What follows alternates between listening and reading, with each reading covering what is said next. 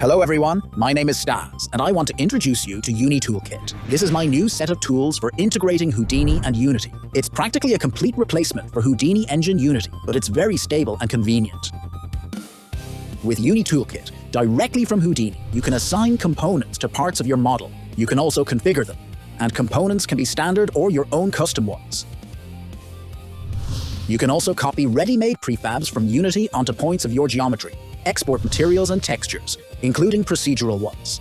You can also pack textures into RGBA channels to match your shader's requirements. You can assign service data, such as tags, layers, static flags, conveniently configure LODs, procedurally place decals, reflection probe, light probe, volumes, occlusion area. UniToolkit is tailored for working with hard surface models. Compared to Houdini Engine, it has a few downsides. First, it doesn't run digital assets directly in Unity, and it doesn't work with terrains. But in all other respects, it covers about 9 out of the needs of modern game dev. You can purchase UniToolkit via the links in the description. In the archive you downloaded, there are 2 files. The first is an HDA for installation in Houdini, and the second is a Unity package for installation in Unity. The installation process is very simple. We have a fresh Unity project open, and I just drag the Unity package file into the project window. Here we click the Import button. A Bereg menu item has appeared in the top menu. Let's open it and select Prefab Importer. This window appears, which you can immediately place somewhere here. To finish the setup, we need to create a settings file. Select Add Import Settings, and here you can choose default settings. This is the settings file provided by default. I recommend making a copy of it and working with that, so that when updating the toolkit, nothing gets lost. So here, let's click the plus sign and create a copy of these settings. Let's call it Main Import. We now have a new file. As you can see, it's just a file on disk where the settings are stored. Let's open this foldout, and I'll explain what's what here. Input folder. These are the folders where you export your models from Houdini. That is, you can add several folders here. And whenever you have new models, you can immediately convert them into prefabs. Instance folder. These are folders where the toolkit will look for prefabs to instance onto points. Material folder. These are folders where materials are stored that Houdini has access to. You can also create materials automatically here. Texture folder. A folder with textures for automatic assignment to materials. And output folder. The folder where prefabs will be created. Let's move to Houdini. Here I have a procedural generator of stylized cacti, which I can randomize. And let's say I want to transfer these models to Unity. What needs to be done for that? First, you need to install the assets. Menu item Assets, install Asset Library, and select our HDA file. Here it is. Click Accept and Install. All the assets needed for work are installed. Next, we need to set the paths to our Unity project. This is done through Variables, Menu, Edit, Aliases and Variables. And here, in the Variables tab, you need to add 3 variables. Unity in uppercase, Unity Materials and Unity Prefabs. But it's not very convenient to do it from this window, so there's an easier way. Let's drop a node called UT Export. This node has a tab called Setup, and in it, we can assign those same folders. Unity Project folder is the folder 1 level above the Assets folder, meaning it will contain library, project settings, logs, packages, and so on. Select it. The Unity Materials folder is where your materials are stored here. Assets Materials. I have such a folder. The Unity Prefabs folder is the folder where the prefabs are stored that we will copy onto the points. For now, this folder doesn't exist, so let's create it. I'll create a folder called Prefabs, and inside it, a folder called Parts. After we select these folders here, you can go to Edit, Aliases and Variables, and make sure that yes, 3 variables have appeared. Unity, Unity Materials, and Unity Prefabs. All good. That's the end of the installation process. So, we have a model and we want to bring it into Unity. There are 2 nodes for this. One of them we already placed, that's UT Export. The second node is called UT Setup. It has 2 inputs. The first input is meshes, and the second input is points onto which we will copy prefabs. I'll talk about that later. The 3 outputs of the UT Setup node can be connected to the first 3 inputs of the UT Export node, and they correspond to the standard KineFX outputs. That is, this is the mesh, this is the rest skeleton, and this is the animated skeleton, if there is animation. The UT Setup node doesn't have many settings. First, there's the root object name, meaning the object that will be at the root of our entire hierarchy. its position in space, as well as the rest frame, which is the frame in which any animation will freeze to create the skeleton. Into the first input of the UT setup node, as I said, we feed meshes, but not just meshes. They must be packed. That is, we drop a pack node and pack our object. The second thing we need is a name attribute on the primitives.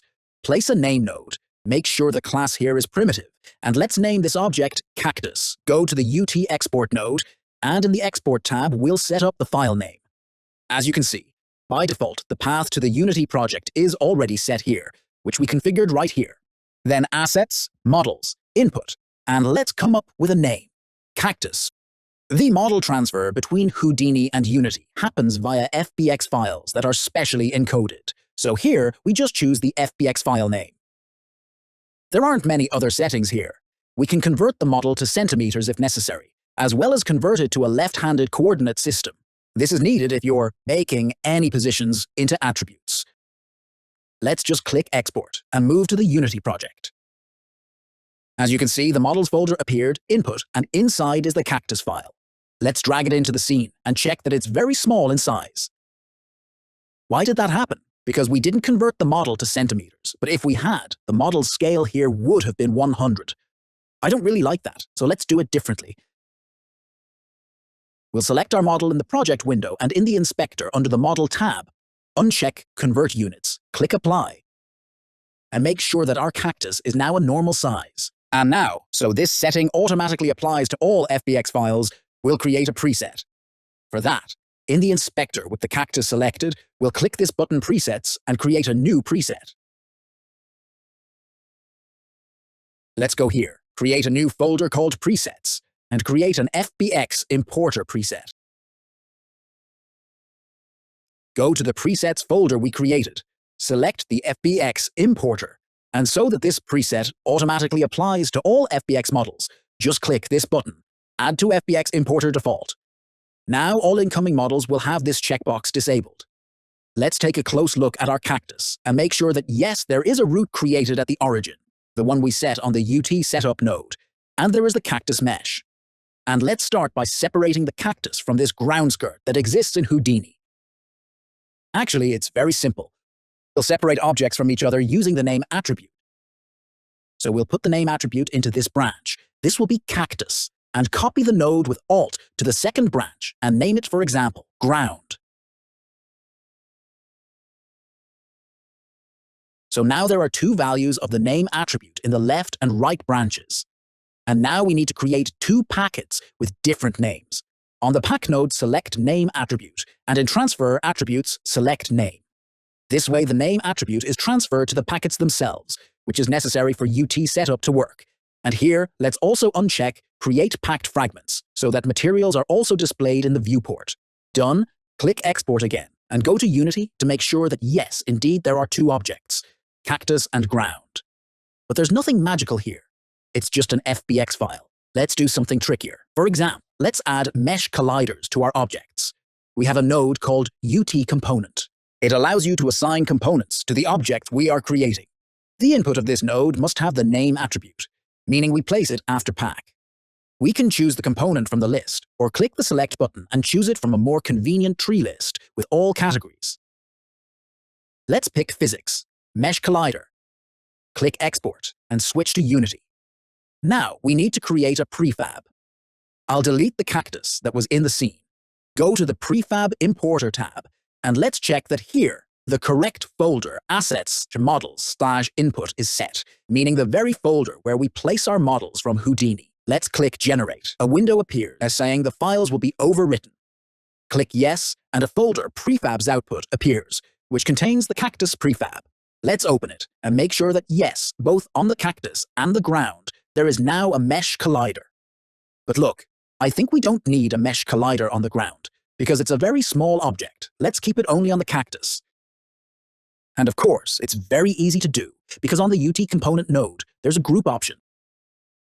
Let's select it, group by name, cactus.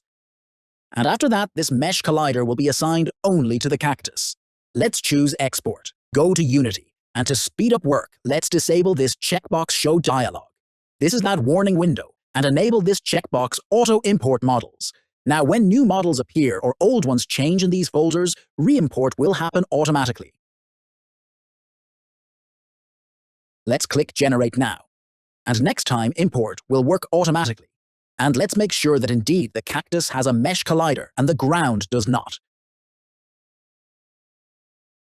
Of course, we rarely need components with default values. And for example, here on the cactus, we'd probably want to enable convex, so everything calculates faster. And we can also configure components from Houdini using presets. Let's create a preset. Already on the mesh collider, click the Presets button. Select Create New Preset. Go to our folder and name this preset Convex. An important point: for everything to work, in the names of your presets, prefabs, and materials that we access from Houdini, there should be no spaces. Let's go to Houdini. On the U2Component node, there's a checkbox Use Preset. Let's check it. Click the Refresh button here so that new presets we created are pulled in from Unity.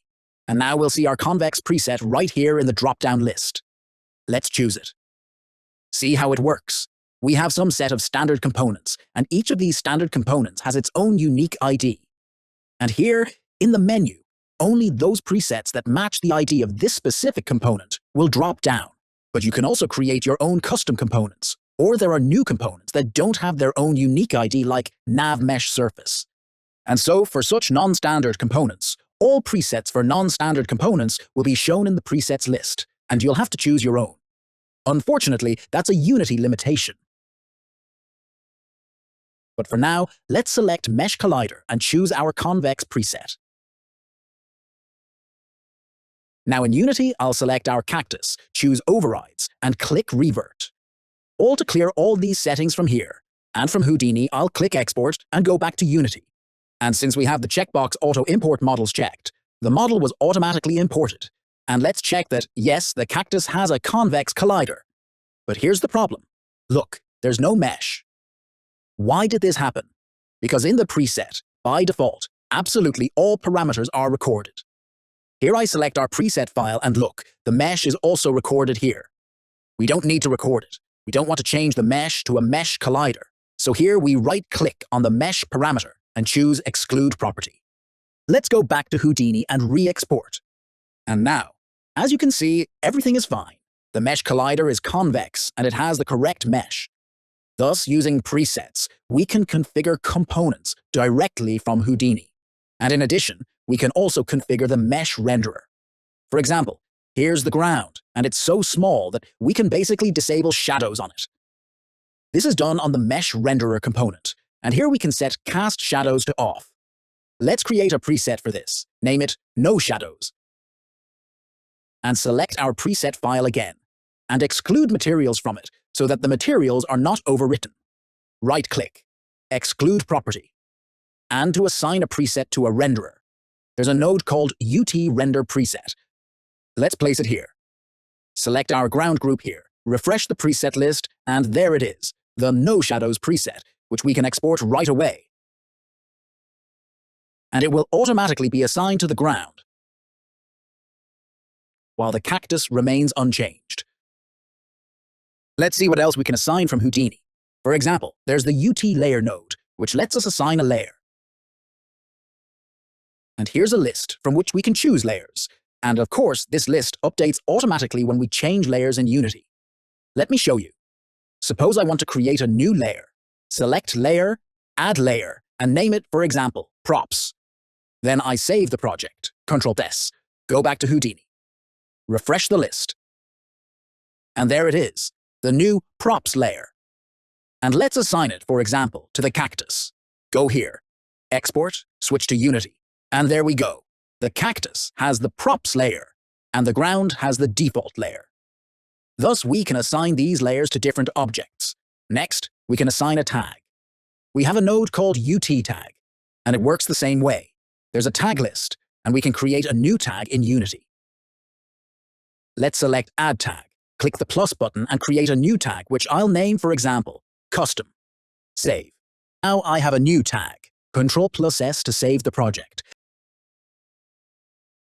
Back to Houdini, click Refresh, and now I have the custom tag.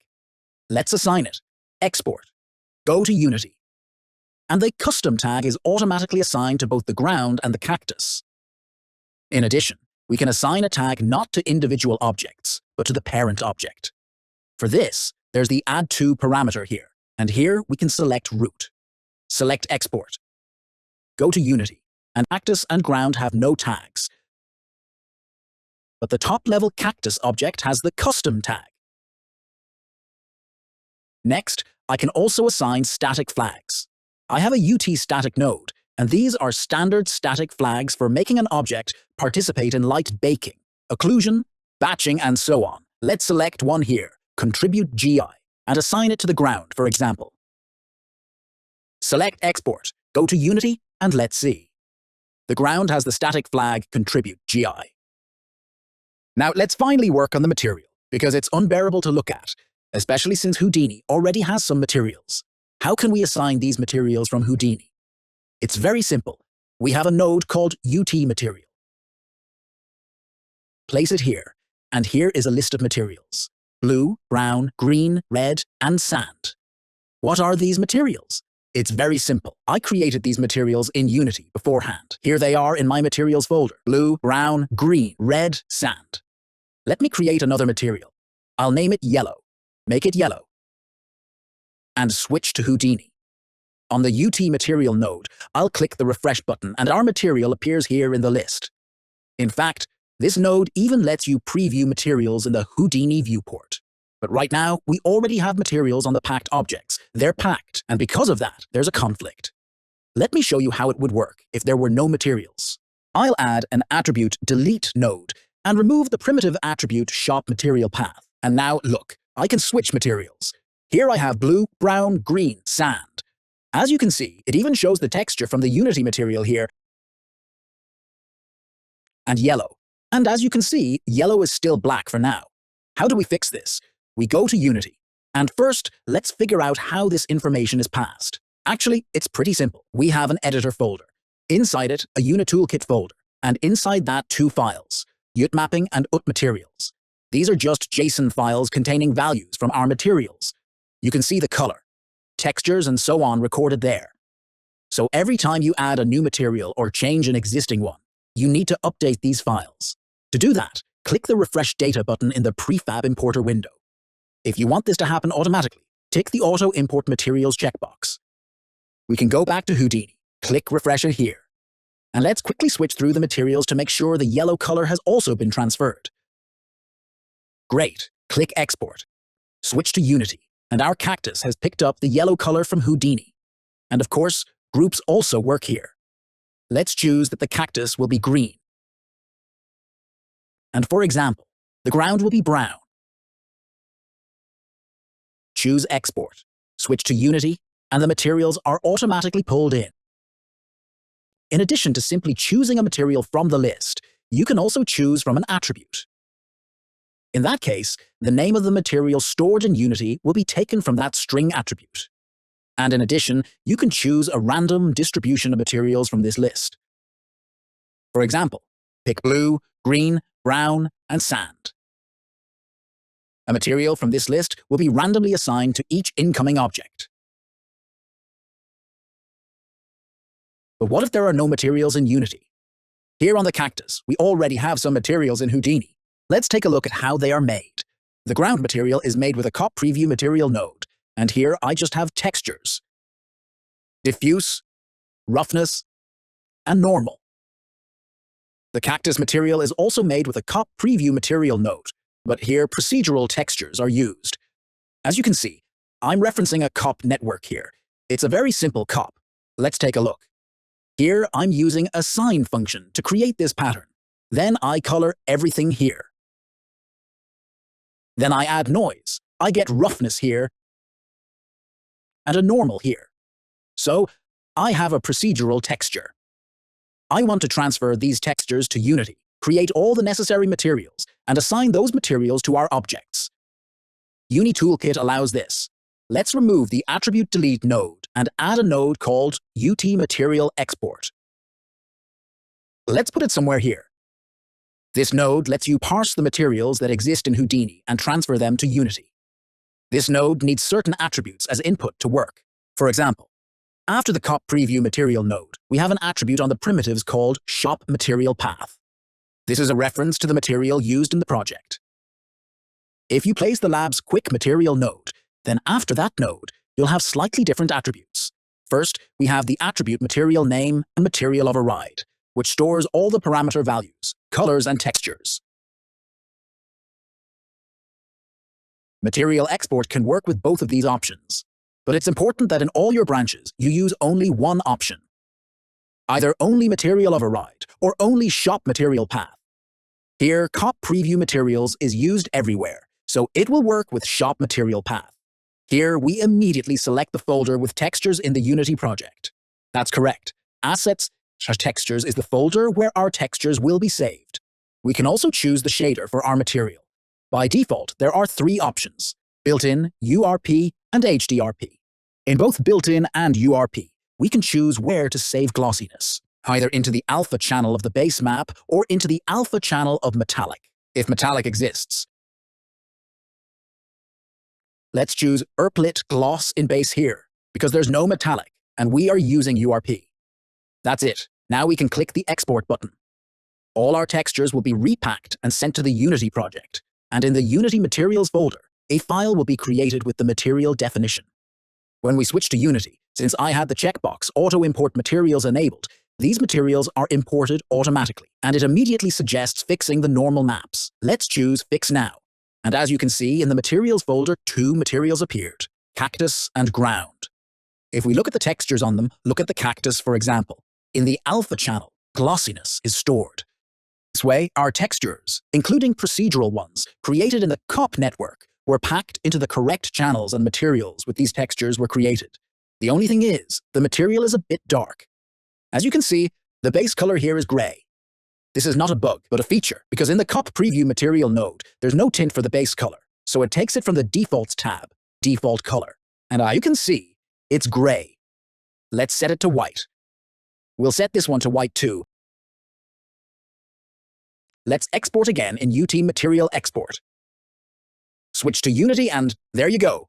It's fixed. Only the smoothness issue remains. Look, it's set to 0.5. And ideally, this should be the strength of the smoothness map stored here in the alpha channel, and it should be equal to 1. Let's switch to Houdini. Exactly the same situation. We have default roughness. By default, it's set to 0.5. And remember, roughness is the inverse of smoothness. So here, we need to set it to 0. Here and here. Go to Material Export and Export. And now, smoothness is also set to 1. Now, let's assign these materials. We can do this directly from Houdini. Look, after the UT Material Export node, the material name attribute appeared. It stored the material name there. Since there was no material name at the input, only shop material path. This name came from the name attribute, and the cactus material and ground material appeared. Here in the UT Material Export node, the material name attribute appeared with the same value. Now we need to transfer it to the packed primitives. Let's select the pack node, transfer attributes, material name. Then go here. On the UT material node, let's remove the second one. Delete the group here and choose not from list, but from attribute. By default, it's already set to material name. Export from the UT, export node. Switch to Unity. And that's it. Our materials are automatically assigned to the cactus. This way, we can automatically export materials from Houdini into the Unity project and immediately assign them to our objects. Very convenient. Now let's add LODs, levels of detail, to our cactus. For this, there is a node called LOD. It's a very simple node where you just select from the list which LOD a given object belongs to. From 0, the highest, to 7, the lowest, poly. And of course, here we can choose something standard like poly reduce. Let's see. Start reducing the polygon count and assign LODs accordingly. But the problem with poly reduce is that it works very poorly, as you can see, in automatic mode. So I suggest we do it differently. We don't need poly reduce here because the model is fully procedural and we can change the polygon count by changing node parameters. Watch, I'll show you. For example, there's the standard sweep node where we can change this value here. The number of columns, as you can see, significantly reduces the number of polygons. And the same sweep node is here on these branches. Also, there is a resample node, We can change the number of these cross polygons, and also we can adjust, for example, the thickness of these bulges if needed on this node. Let's use this to create LODs, and I suggest we simply make an animation. On the first frame, we'll have LOD 0, second frame, LOD 1, and third frame, LOD 2. So there will be only 3 LODs. I'll go to the first frame and alt-click on the column's value. Go to the second frame with the right arrow, and let's set it to 16. That's the LOD that will start here. And in the third frame, I'll set it to probably 4. That will be the farthest LOD. And now I have this animation, reducing polygon count. I'll do the same for the branch chain. 16, 4, and let's check all together. In the third frame here, we have 240 primitives, but these are quads, so they'll split into triangles. And in the first frame, we have 3,000. So, as you can see, the polygon count is significantly reduced. Now, before the pack, let's freeze each frame with the time shift node. Select frame, delete channels. Here will be the first. Here the second. And here will be the third frame. After that, we'll merge them and plug into pack. And into each branch, we'll put a UT LOD node. Here LOD 0. Here LOD 1. And here LOD 2. Now we have an attribute named LOD, and we need to transfer it to the packed objects. Let's choose Transfer Attributes, LOD. But still, we'll have only 2 objects here because we pack them by name. And we need to pack objects separately for each branch, so let's place a pack node in each of the 3 branches.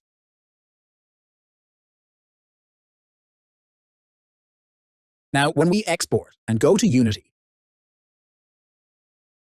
as you can see, the top-level object now has an LOD group component, and LODs will switch. As you can see, as we move the camera back, the first LOD switches, then the second, and it all works. But of course, these distance values don't suit me. I want to set them manually. Let's make the first LOD somewhere here. The second somewhere here. And set cull to just 2%. And how can we adjust this LOD group? Again, through presets. Select preset, create preset, and I'll make a new preset here named LOD group. Switch to Houdini, and we have a node called UT LOD preset. Place it here in the main branch, refresh and select our preset LOD group. Let me quickly switch back to Unity and choose Override. Revert all to reset all the values and make sure it works. Switch to UT export nodes. Click the button. Go to Unity, and as you can see, the LOD group adjusted. Now LOD switching happens earlier. Here's LOD 0. Here's the switch to LOD 1. And look, now in root, there are 6 objects. 3 cacti, 3 ground for all LODs. I think this isn't very nice. Let's create some hierarchy. For this, Houdini has a node called UT parent. It works as follows. Here you can specify an object, which may exist in the hierarchy already, or may not exist. If it exists, then the group to which you assign this node will be attached to that object. And if it does not exist, it will be created, and after that, the group will be attached. That is, in this way we can create empty objects, like folders in our hierarchy.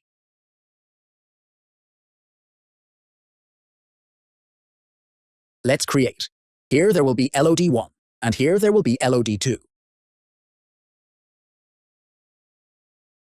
Go to Export.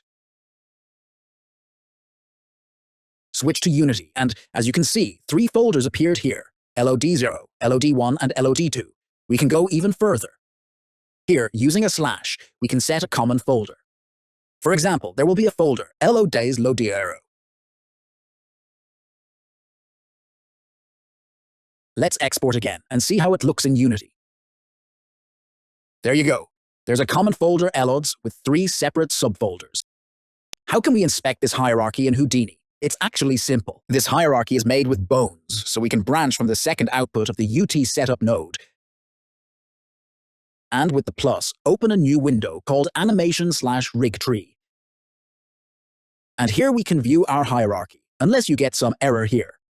Most likely you tried using the UT parent node to attach an object either to itself or to an object that is already above it in the hierarchy, thus creating a circular structure, and that's not allowed. In Houdini, you cannot create multiple bones with the same name. Therefore, if you have two objects in different parts of the hierarchy with the same name, they will be renamed with a number appended at the end. Also, if you have a complex slash-based hierarchy, only the first object will be checked for whether it already exists in the hierarchy. The rest of the objects will be considered completely new and will be created from scratch. Now let's talk about an important thing: saving your changes in prefabs. As you remember, here we disabled this Show Dialog checkbox, but if we enable it, then this window will pop up with a warning that the files in the output folder will be overwritten. How does this work?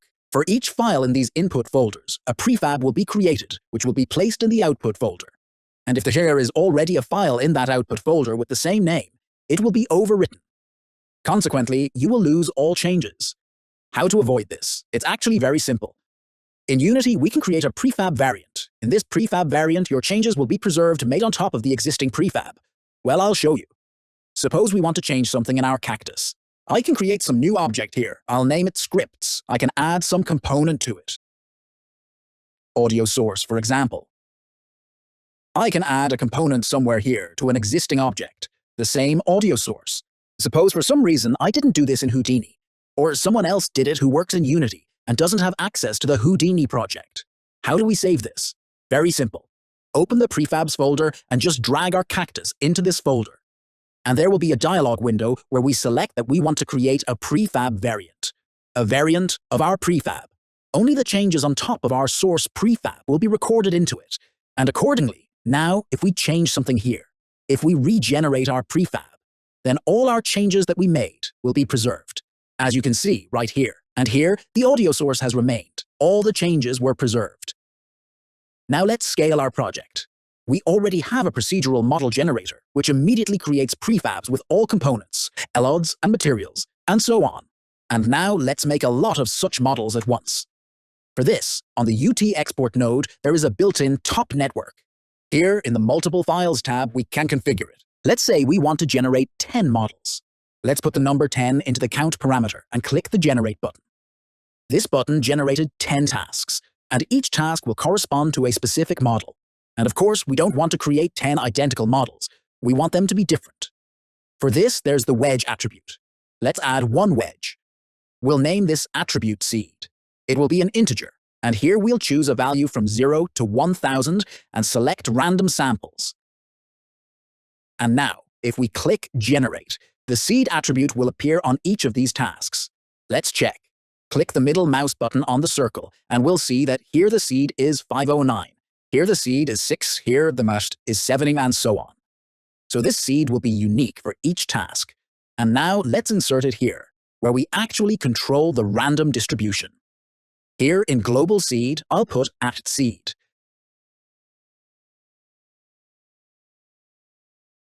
And now look, when I switch tasks, selecting them with the mouse, my cacti will change as well. This way I can immediately see what variations I'll have and, if needed, change them. By the way here, besides wedge type range, we can set value list, and then we can assign specific seed values for each model. Well, if there are specific seeds we like. But we won't do that now. Let's switch back to range. Great. We have 10 models and we want to write them into 10 different files. How do we do that? Naturally, we should change the file name. We have our seed variable. Let's use it in the file name.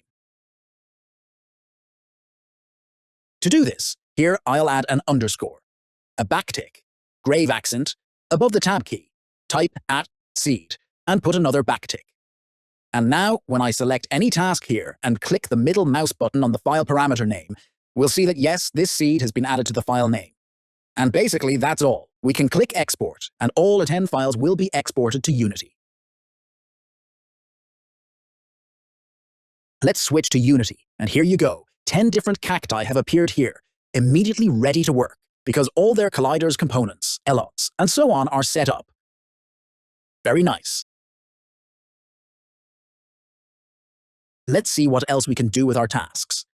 we can add a fetch, that is, call some other node to execute during the cooking of our task. And here there are two options, fetch once and fetch multiple. Fetch once calls the node once before all the other tasks are cooked, and fetch multiple will call the nodes every time a task is cooked. Well, look, there's a UT material export node, and let's say we want to call it every time we press export right here. For this, we select fetch once here, add one value with the plus, and just drag this node here into ROP path. And now, every time, when we press export, this node will be run. We press it.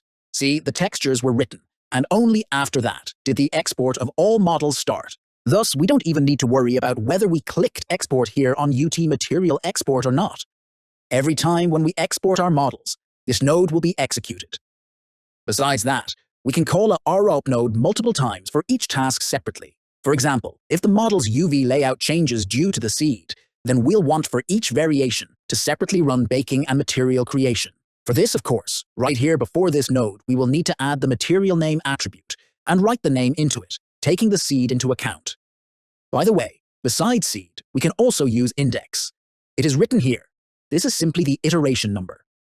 That is, instead of seed, we could write index. And accordingly, here it will be index 0. And this one will be the 9th. Now let's scatter these cacti over some surface. Of course, we could scatter points in Houdini, copy the cacti onto them with the copy to points node, and export. But in this case, the mesh of each cactus will be unique, even if they repeat. We want to use instances, meaning we want to scatter ready-made prefabs that already exist in Unity. Let's figure out how to do that. Look, I've prepared a small terrain. In fact, at the moment, UniToolkit doesn't work with terrains, so I converted it to polygons. There's nothing super complicated here. It's just noise, distort, and added erosion. And the key thing is, on the height field erode node, I checked the freeze at frame checkbox. Because as you remember, when exporting, we have the rest frame parameter, meaning all animation freezes on the first frame. And it's important that the erosion is already baked on the first frame. Then I convert all of this to polygons, poly-reduce, reduce the poly count, apply proper UVs and normals. Let's first export this terrain to Unity. As we remember, we pack it, assign the name ground, and plug it in here. Let's drop a UT material and choose the sand material here. This is what it looks like, and let's export all this. Now I'll choose a new folder called Input Ground, and the file name will be ground. Export, switch to Unity. And for now, there's nothing here, because we need to add that new Input Ground folder in the import settings. And of course, we could add another folder here, but I don't really like that option, because essentially there are several stages of work. The first stage is creating prefabs, and the second stage is scattering the prefabs over the surface. So I suggest we make a new settings file. Let's click Add Import Settings, and here, using the button with the plus sign, create a clone of this file and call it Ground Import. And in this new file, we'll add the new Input Ground folder and also choose the Output folder, Output Ground.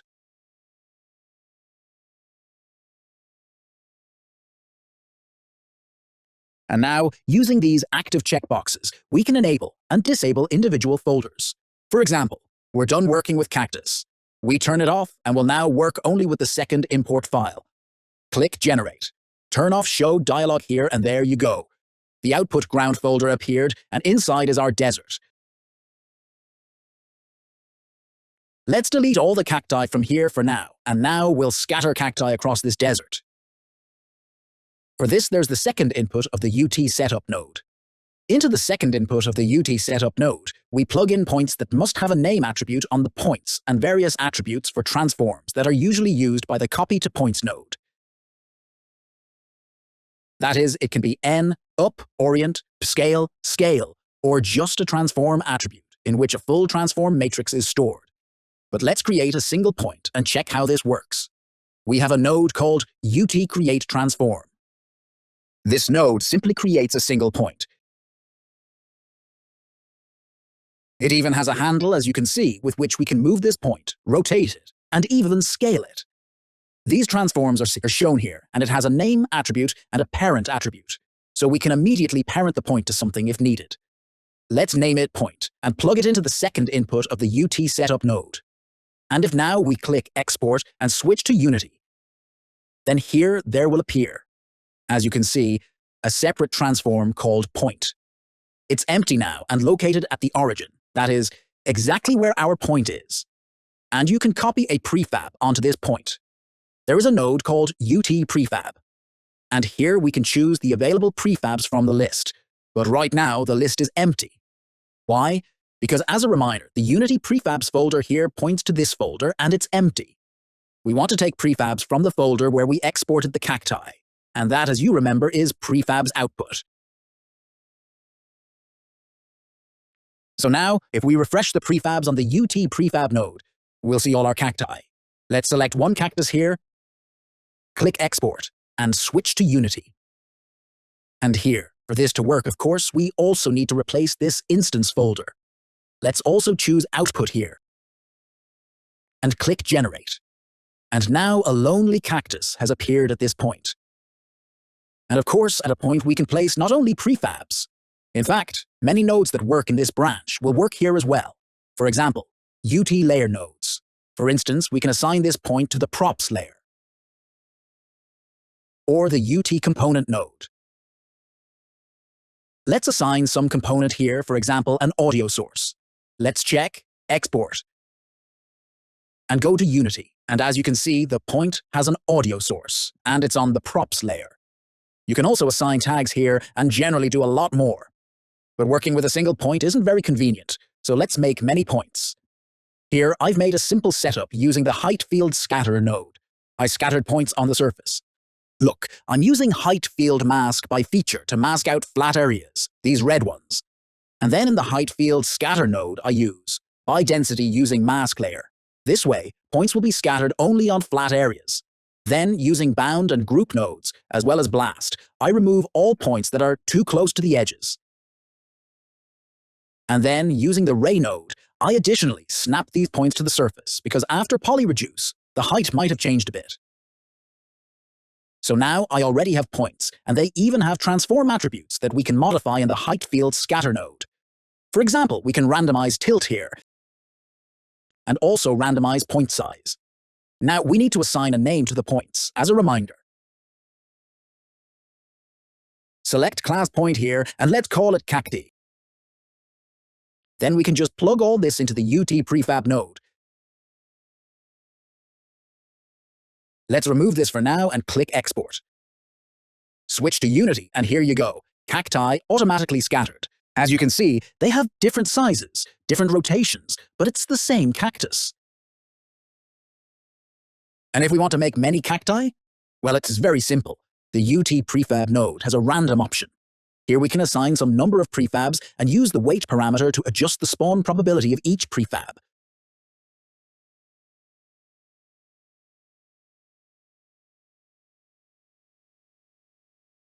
Again, this can be done automatically. For example, here we can choose from attribute and write the prefab name into the attribute specified here, and then use your own logic to decide which prefab is placed where. But for now, we've done it like this. That is, 10 possible prefabs are assigned randomly. We choose Export, switch to Unity, and here you go, different cactus prefabs scattered across the surface.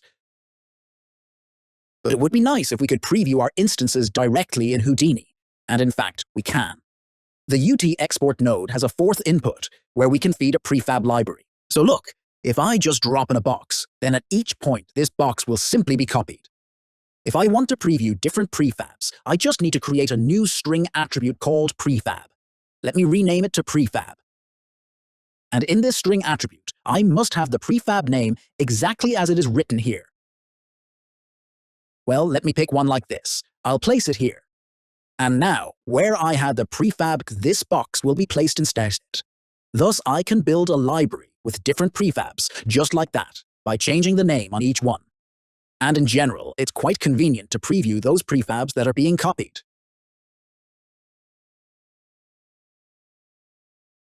But in our case, that's too much work, because we already have a ready FBX file on disk. And if we want to use them to display instances right in the Houdini viewport, there is a node called UT Prefab Library. In this node, we can simply use the plus button to choose some files, FBX files, and they will be added to the library. But there is also this path. Look, Unity Assets Models Input. And by the way, this is the very path where we saved the FBX files with the cactuses, and we can just press the Autofill from Folder button. And this list will be filled with models, FBX files from that folder. Moreover, each of these models will be packed, and on each model there will be a prefab attribute that matches the file name without the extension. In addition, all unnecessary LODs will be removed from these files, so we can directly plug this node into the fourth input of the UT export node and immediately see what our cactuses will look like. Also on this node, we can convert units if, for example, you saved them converted to centimeters, and also remove all attributes related to materials so that you can assign your own preview material here. Directly from Houdini, we can see what our instances look like and immediately change their distribution right here. That is, we can change the planting density of our cactuses, randomize their tilts, and so on. And of course, not all prefabs in Unity consist of a single file. Often they can be assembled from different meshes, and therefore all of this will work together as well. That is, we can, for example, combine ready files and this cube approach. I mean, meshes that have a prefab attribute. And as you can see, some of the cactuses here also have cubes now. Now let me show a more interesting example of what you can do with UniToolkit and prefab instancing. I have a level like this, which is assembled entirely in Houdini, Procedural, and accordingly it is playable.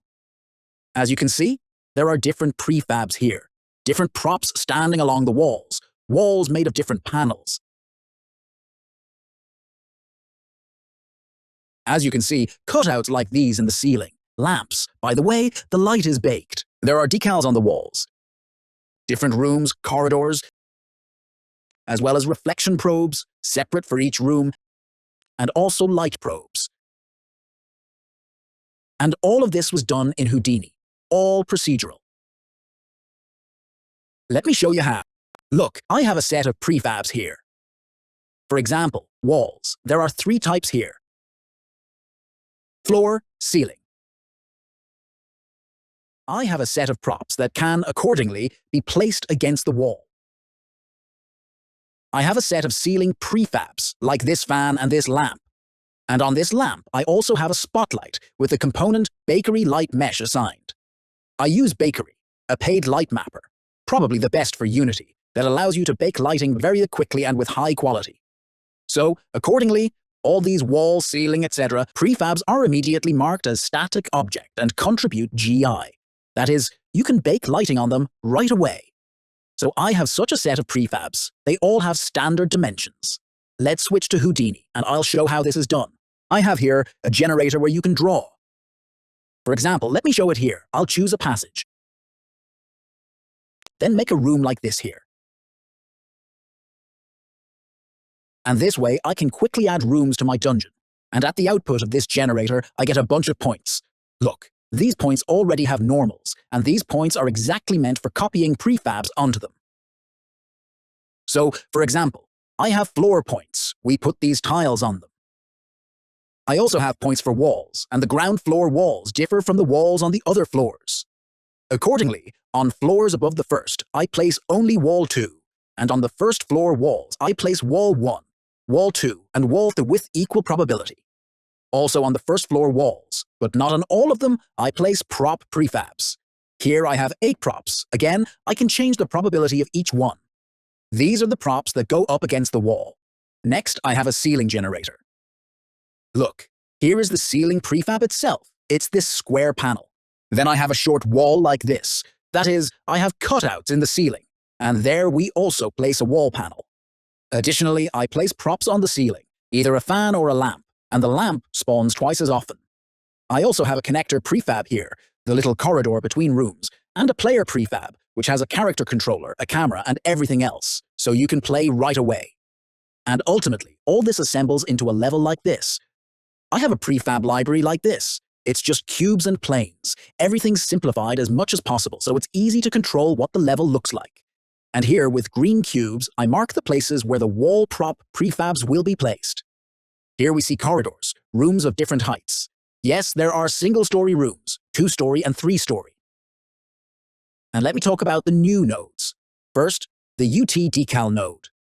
This node lets you place in URP and HDRP decals. As you remember, there are little signs on the walls here. They're made with decals.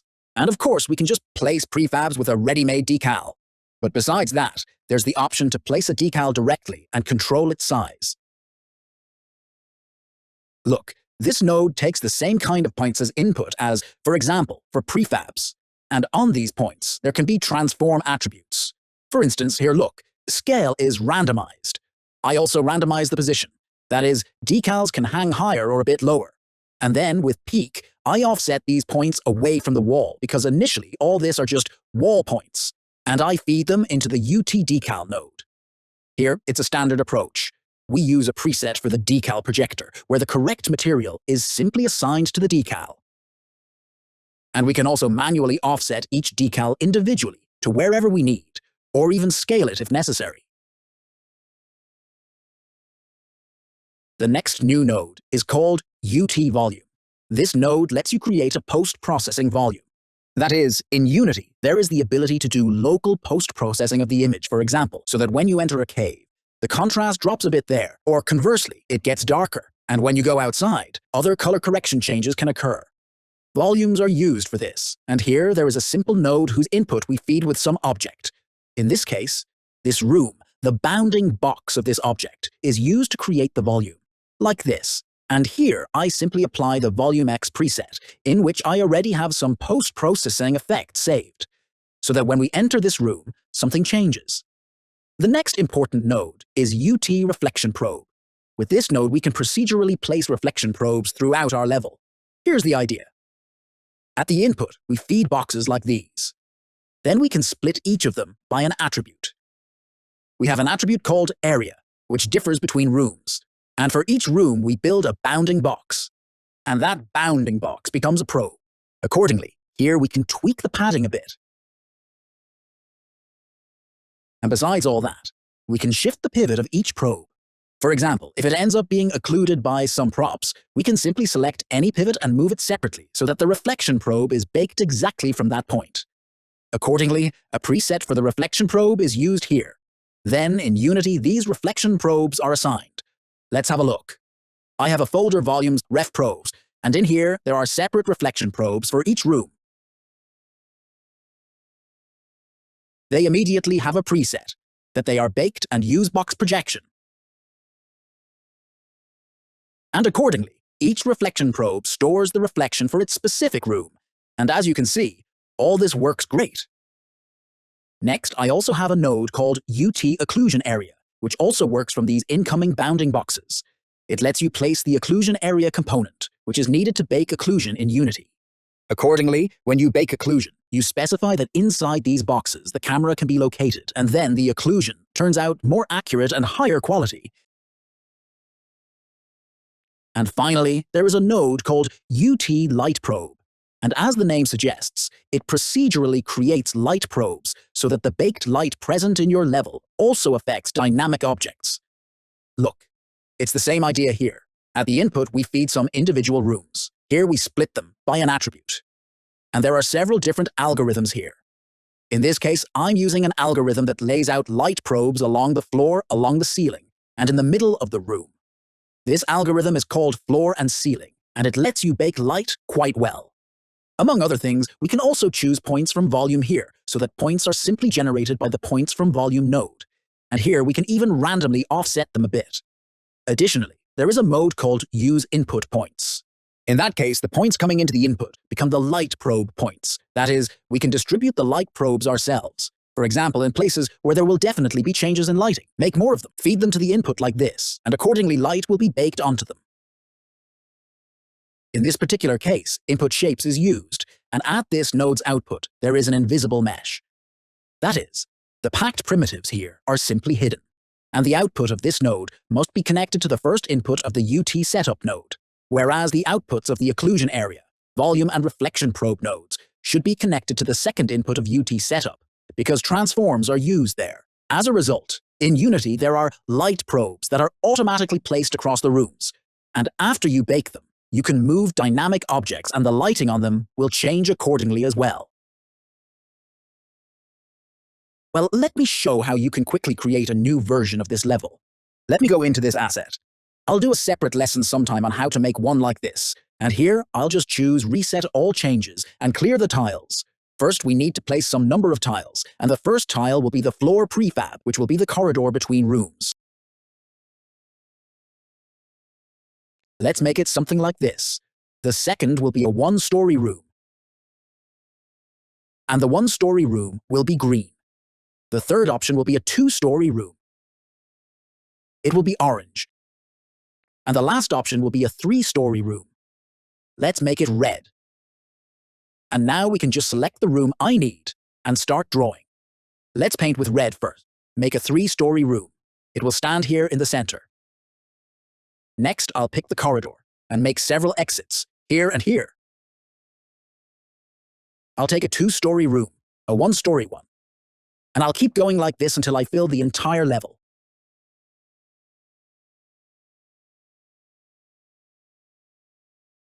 Well, let's say it will be something like this. Let's see how it looks in the preview. Looks fine. Let's click Export. Switch to Unity and regenerate the level. That's it. Our level is updated. Now we just need to bake the lighting. Here in Bakery, I'll bake the lighting one by one, light probes and reflection probes. And after the lighting is baked, you can start playing right away. As you can see, our level is ready.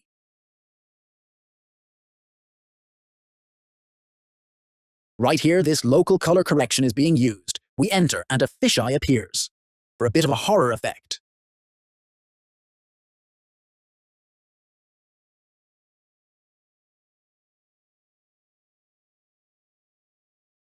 There are decals here, props are placed, lamps, all the light is baked.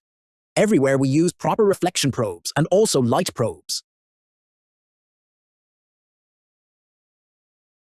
And as you can see, UniToolkit lets you not just transfer some individual models, but also assemble full levels, using all of Houdini's procedural capabilities. Now let's talk about animation. How to transfer animation clips from Houdini to Unity. Look, I have this door model here. Very simple. I colored it like this by primitives, exported it separately to an FBX file, and loaded it into Substance Painter. In Painter, I quickly painted the door and exported standard textures in the metallic roughness format. Here in the Cop Preview Material node, I read these textures, and then with Material Export, I export the material. The only thing is I also added material name here, so that only one material is created, and not several, because at the input here, I have the door leaves and the main arch split by name. Then I added a Mesh Collider component and assigned the material itself, and so I have this little model, and here on this model, with the Rig Pose node, I added this animation, opening and closing. Note that on the Rig Pose node, I'm not using the attribute name. I'm using another attribute called short name. Why so? Let's open the Rig Tree panel now and look at what our hierarchy looks like. And we'll see that the names of our objects look a little strange. That's exactly how the information is passed from Houdini to Unity. All these components, prefabs, materials, and so on, are passed inside each object's name, between the Haller symbol and the double. And as you can see, here, for example, there is a component collider and the door material. Accordingly, if we add new nodes from the toolkit, this name will change, sometimes quite a lot. That's why we can't use the name attribute as the group in the Rig Pose node, because it keeps changing.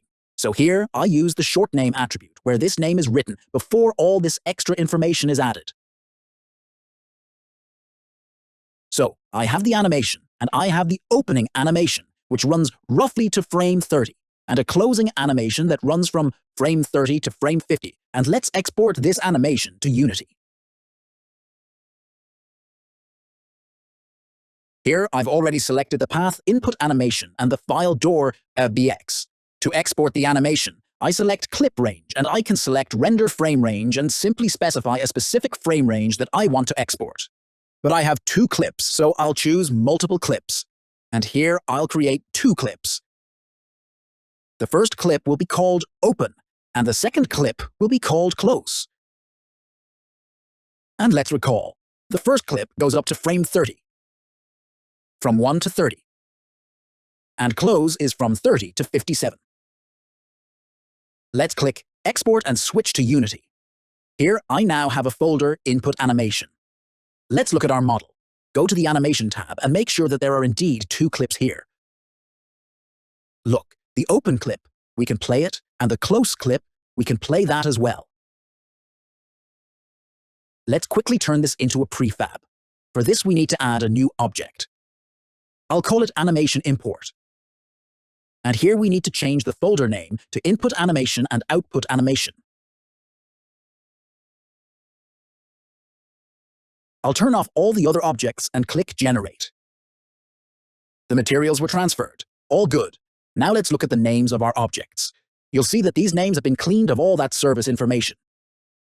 And that happened because here, in the settings, the Clear Names checkbox is enabled. And if we turn it off and click Generate, then all those long names will come back. What's the problem? The thing is, animation clips store the original names, so when Clear Names is used, the animation simply won't be able to find the right objects. Let's quickly create an animator to test it. I'll create a folder, Animation, and create an animator. Animation, Animator Controller. It will be called Door, and let me assign this animator to the door, and I'll get an animator component here. Now let's open the animator window and drag the clips here. They are inside the Input Animation model. Here they are, Close and Open. I just drag them in here, and these clips are now ready to use. I'll also open the animation panel and select our root object Door. And here I have these clips. Here I can choose Close or Open. And if I enable Clear Names on the prefab importer and regenerate this, then, as you can see, all those names are lost. Accordingly, if you want to work with animation, you'll have to turn off this checkbox. Let's revert it back. And now, since there is an animator component, let's also assign it from Houdini. For this, we need to create a preset again. Choose Animator, Preset, and set the name Door Animator. Switch to Houdini and place a UT component node. This node, just like the UT tag node, allows you to place a component not on the current object, but on the very top object in the hierarchy. That's exactly what we need. Let's select the animator component here. Use the preset we just created, Door Animator, and choose Add to Root. And as you can see, an animator was added here. It already has the door animator assigned, and we can use it right away. But what if we still want to shorten the object names? There's an option for that too.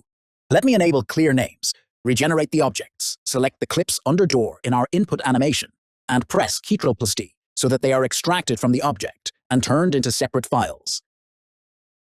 Now I can right-click them and choose Bury Clean Animation Clip Paths. This is a separate built-in script that lets you clean up all those names.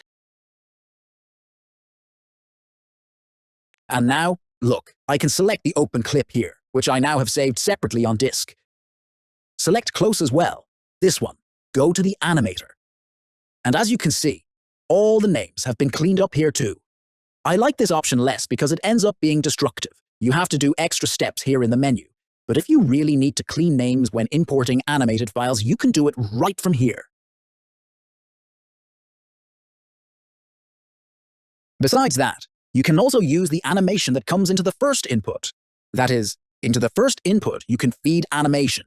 It should be the animation of packed primitives, their top-level transforms. And then you convert this animation into bone animation.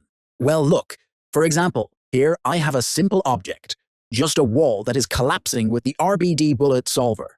And here, at the output by default, there are already packed primitives. They have unique names, and we can export these packed primitives with this simulation directly to Unity. Let's do that. I'll drop a UT setup node and a UT export node. Here we must plug into the third input, because this is animation. And if we now look at this output, we'll see that this animation has been transferred. That is, this is all essentially bones that are falling to the ground. Accordingly, Let's now also create this file.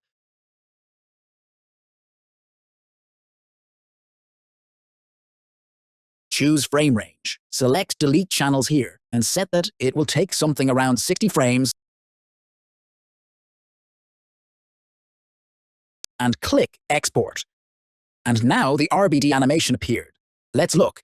Input animation, RBD, go to the animation tab and play this clip. And there you go. This animation was fully transferred to Unity. And of course, we can also put components tags, materials, and so on onto these objects. Now let's talk about how to add your own components. Look, I added a character to the scene, so I can start the game and move around. And let's say I want the door to open when I approach it, and close when I move away from it. How do we do that? Well, I have my own component, a script called door opener. It simply searches for the character by the player tag, and on the animator fires the open or close triggers depending on this distance. Accordingly, we need to add these triggers. Let me quickly do that. Here I have a simple animator. Let's check that it works. We run the scene. Approach the door. It opens. You can go through it, step aside, and it will close. Now I want to place this door opener component right from Houdini. How do we do that? There's nothing complicated here, but we'll have to dig into the code a bit. Look, we go to the UniToolkit folder editor, and there is a file here called user types. I recommend simply moving it to the editor folder. It must live in the editor folder, otherwise it will be included in the build. We moved it so that after updating the toolkit, none of your changes are lost. Let's open this file.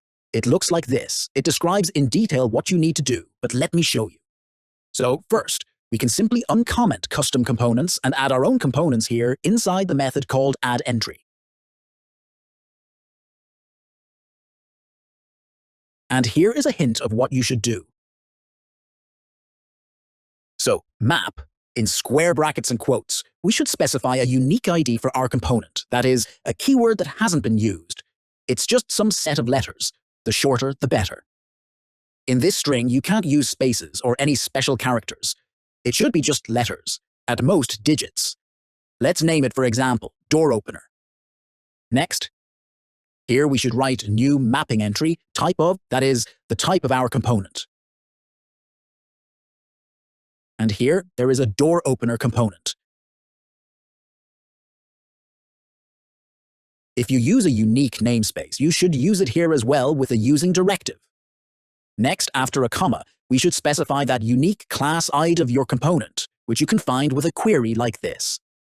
YAML class IDs in Unity. This is needed to find the correct preset that matches your component. We don't have such a unique ID, so we'll just enter 1.